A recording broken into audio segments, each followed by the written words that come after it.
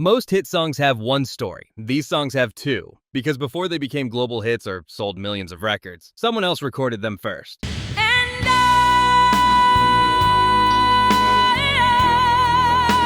Today we revisit 10 cover songs that became more famous than the originals.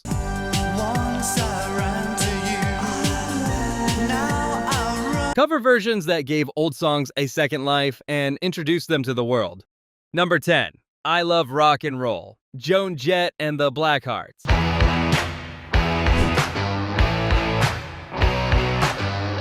Today, most people assume Joan Jett wrote this song. She didn't. I Love Rock and Roll was originally released in 1975 by British band The Arrows, who performed it on their UK TV show. Saw her dancing there by the record machine.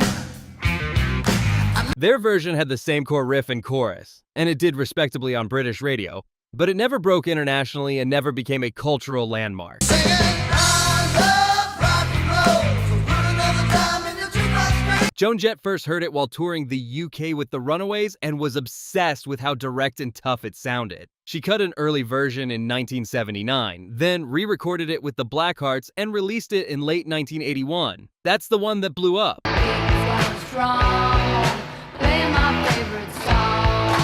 In the United States, it spent 7 consecutive weeks at #1 on the Billboard Hot 100 in 1982 and became one of the defining rock singles of the early MTV era. It also hit the top 10 in multiple other countries and turned into Jett's signature song, the one she will be forever associated with.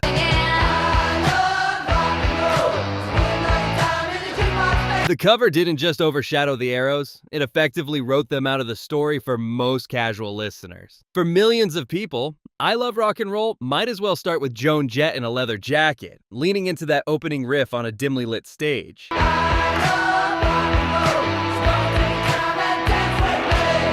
Number 9. Girls Just Want to Have Fun, Cyndi Lauper.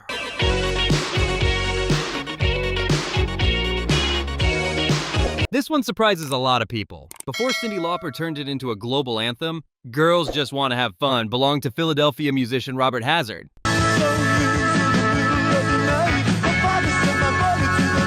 He wrote and recorded a demo in 1979 with the lyrics from a male point of view. A guy describing girls as wanting fun, framed through his own perspective. It never became a major hit in that form. It circulated as a songwriter's calling card rather than a chart single.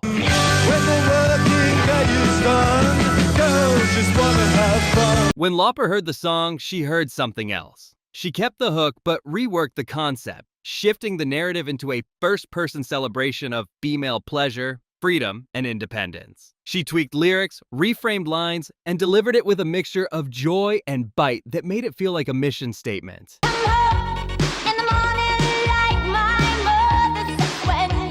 Released in 1983 as her debut solo single, it reached the top 5 on the Billboard Hot 100 and charted highly across Europe, North America, and parts of Asia. More importantly, it became one of the defining songs of the 1980s, an MTV staple, a feminist-leaning pop anthem, and a permanent fixture at parties, pride events, and karaoke nights.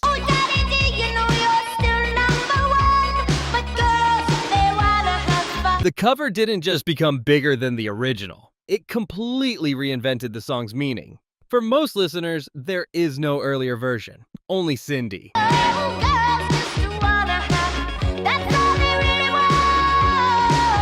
Number 8. Without You, Harry Nilsson. No, I can't forget this evening or your faces. The original, Without You, was written and recorded by British band Badfinger for their 1970 album No Dice. It's actually a composite of 2 different songs, Pete Ham's verse idea and Tom Evans's chorus. Well, I can't forget this evening and your face when you... Critics and fellow musicians admired it. Paul McCartney reportedly praised Badfinger's songwriting, but the track wasn't released as a major single in a way that turned it into a global standard. And now it's only fair that I should let you know. Harry Nilsson heard it at a party and, by his own account, initially thought he was listening to a Beatles song. That's how strong the underlying composition was. He decided to cover it with a very different approach, big piano-led production, and a vocal performance that climbs and breaks in all the right places. You always smile, but in your eyes your sorrow shows. Released in 1971, his version topped the Billboard Hot 100 in the US and the UK singles chart, and also went to number 1 or top 5 in multiple countries worldwide. I can't live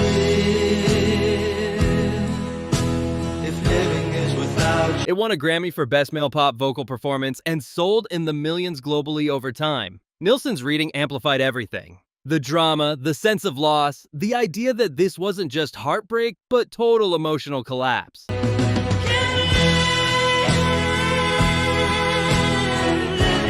Later covers, including Mariah Carey's hit 1990s version, were themselves influenced more by Nilsson's arrangement than by Badfinger's original. Ask most people who did Without You, and they'll name Nilsson first, if they know Badfinger at all.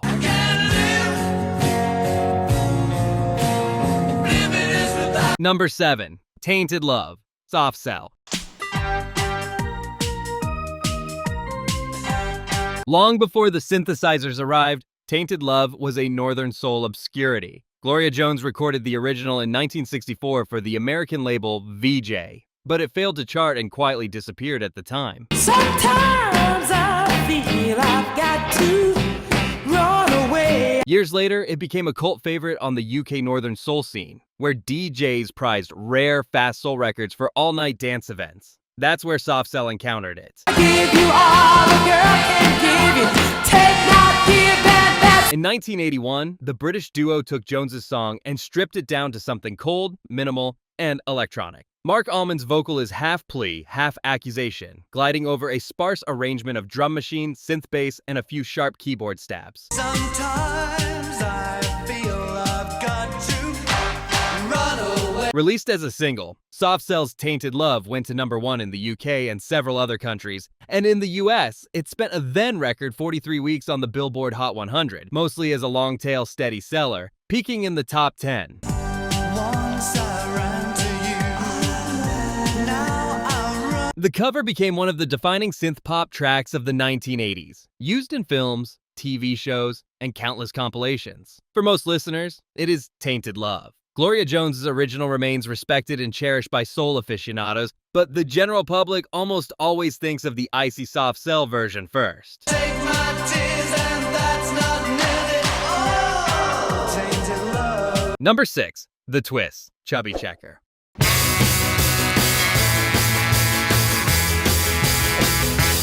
Hank Ballard and the Midnighters wrote and recorded the original version of The Twist in 1959. Ballard's record did modest business on the R&B charts, but it didn't cross over massively into the pop mainstream. Come on, baby.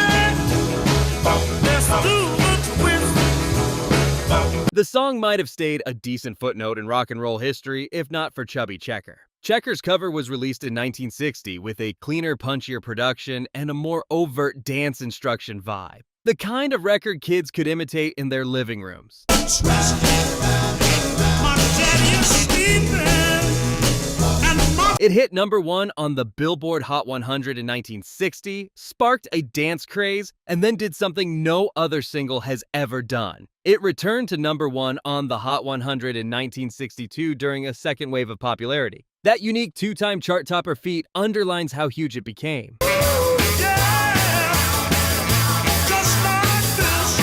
By the time the 1970s rolled around, The Twist was firmly cemented as a cultural reference point. Mentioned in films, revived on nostalgia shows, and still used as shorthand for early rock and roll dance culture. Ballard's original is now mainly known to historians and deep fans. Checker's version completely eclipsed it and became the version for virtually everyone else. She knows how to twist.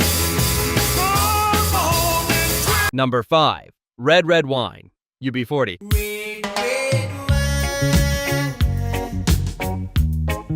Ask most people who wrote Red Red Wine, and many will say UB40, especially listeners who grew up outside the US in the 1980s and 1990s. In reality, the song began with Neil Diamond, who wrote and released it in 1967. Red, red wine. His version was a slow, melancholy pop ballad with light orchestration, focusing on a man drowning his heartbreak in alcohol. It charted modestly in some territories, but never became one of his premier signature hits like Sweet Caroline or Cracklin' Rosie. Red, red wine. UB40 discovered the song through an early reggae cover. They reportedly first heard a version by Jamaican singer Tony Tribe and decided to reinterpret it firmly in a reggae pop style.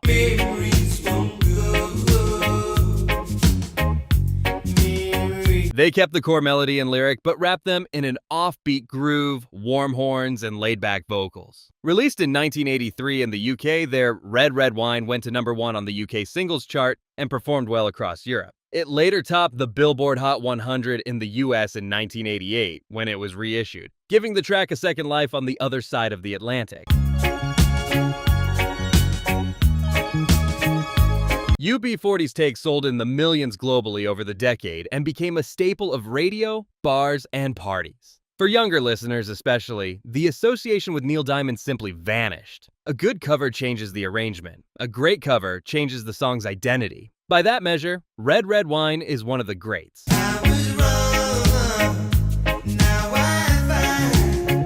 Number 4. Twist and Shout, The Beatles.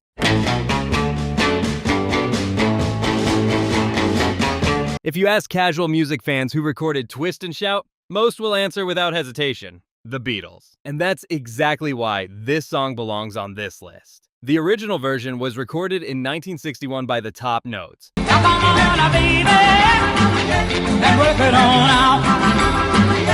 Produced by a young Phil Spector. That first recording had a faster, almost Latin-tinged R&B feel, but it failed to make an impact and was considered a misfire even by people involved with it.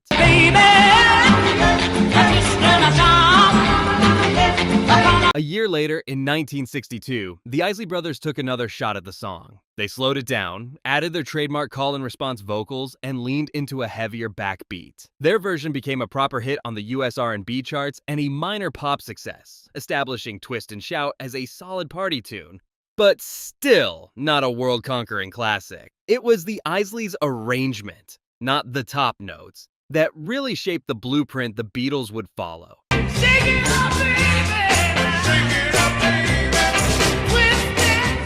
In 1963, when the Beatles recorded their debut album Please Please Me, producer George Martin decided to try capturing the energy of their live shows in a single marathon session. Twist and Shout was deliberately saved for the very end of the day. John Lennon had already been singing flat out for hours. His throat was raw, his voice nearly shredded.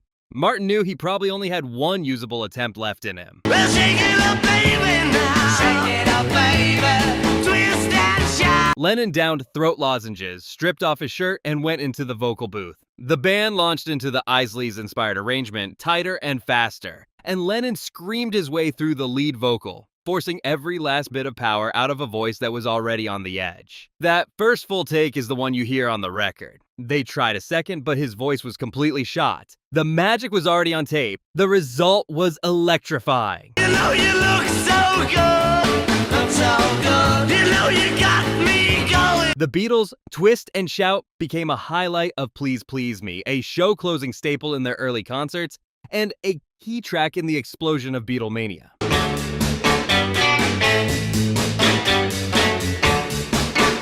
It charted strongly in multiple countries and even became a major hit single in the US in 1964 when it was issued during the first big wave of Beatlemania there. Over time, it completely overshadowed every earlier recording.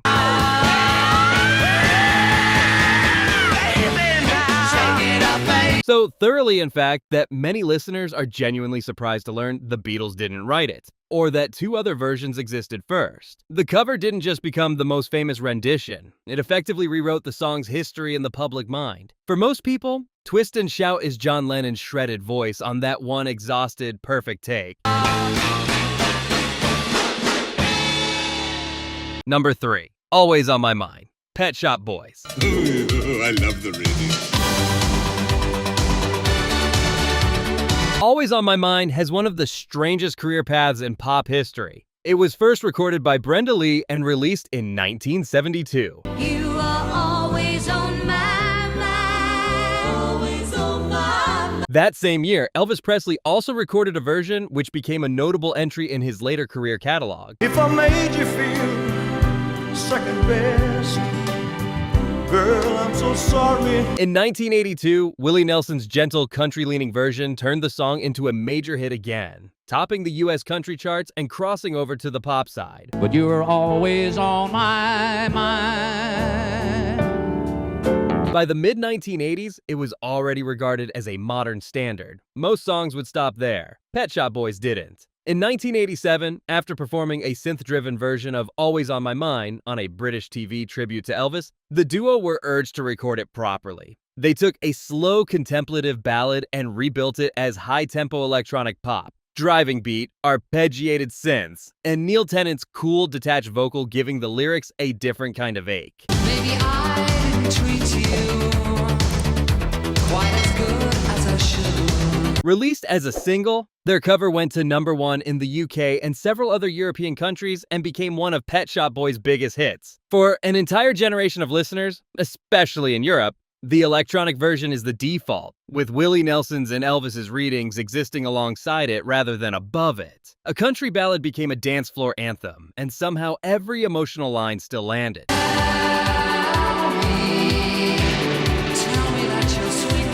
Number 2, Killing Me Softly, Bogeys. Strumming my pain with his fingers. The original Killing Me Softly with his song belongs to Roberta Flack. Released in 1973, it topped the Billboard Hot 100, won multiple Grammy Awards, including Record of the Year, and became one of the defining soul ballads of the 1970s. I heard he sang a good song.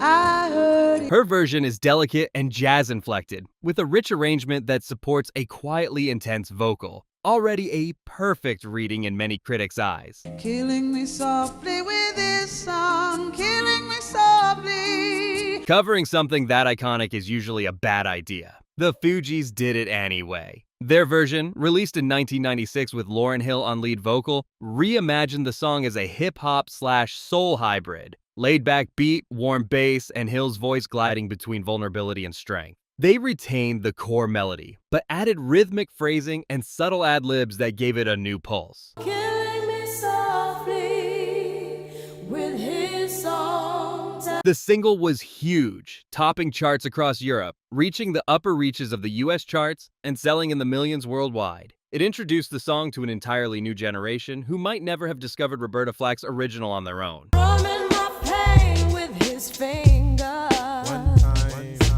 Unlike many covers, it didn't erase the earlier version. Instead, it created a parallel classic. Today, you can reasonably ask two different age groups, who does Killing Me Softly best? And get two different, but equally passionate answers. Killing me softly with his song. Number 1, I Will Always Love You, Whitney Houston. And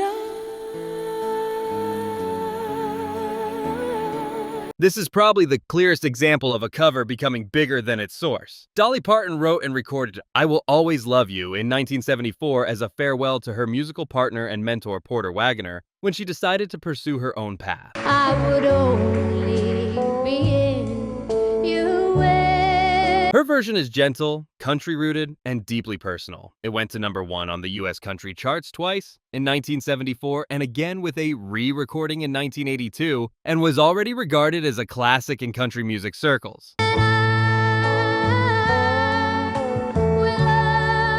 Then came 1992. Whitney Houston recorded the song for the soundtrack to The Bodyguard. Producer David Foster and Houston made a bold structural choice. The record starts almost entirely a cappella, just her voice on that opening line, If I Should Stay, before the arrangement slowly builds. When the drums and full band finally hit on the key change, it's one of the most dramatic moments in mainstream pop history. we both know I'm not what you need. Released as a single, it spent 14 consecutive weeks at #1 on the Billboard Hot 100 in the US. At the time, a record-breaking run, it also went to #1 in dozens of countries and sold millions of copies globally, helping the Bodyguard soundtrack become one of the best-selling albums of all time. We'll always love you. It won multiple Grammys, including Record of the Year. Even Dolly Parton has openly and repeatedly praised Houston's version, joking that she made enough in royalties to buy another house, and acknowledging that, in the public imagination, the song now belongs to Whitney. And I hope you have all you dreamed of. For most listeners, the title I Will Always Love You instantly conjures Houston's voice, that impossible held note, and the image of her in the film. Proof that sometimes a cover doesn't just reinterpret a song, it permanently rewrites its place in history. And I will. Most songs get one chance, one release, one moment. But every now and then, a song finds a second life. And decades later, when these songs start playing, most people don't think about the first recording sessions in small studios. They think about the versions that crashed into their own lives and made history. If you enjoyed this video, make sure to like and subscribe. Thanks for watching, and I'll see you in the next one.